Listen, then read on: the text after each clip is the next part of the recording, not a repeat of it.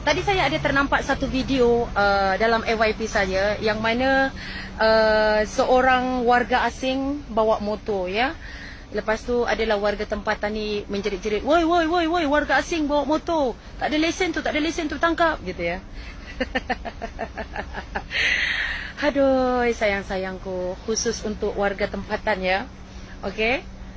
Kalau tak suka sangat pun, attitude kena jagalah. Kalau tak suka dengan warga asing pun, attitude tu kena jagalah, ya.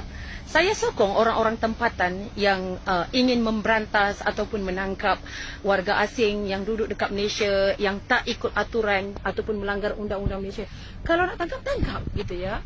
Okey, tapi dengan cara yang betul lah. Tak perlulah macam mengejek-ngejek gitu ya. Warga asing macam mana boleh memandu gitu ya. Asal warga asing tak boleh memandu ke dekat Malaysia ni? Saya pun warga asing juga ni. Saya baru balik ni daripada ya Renew saya punya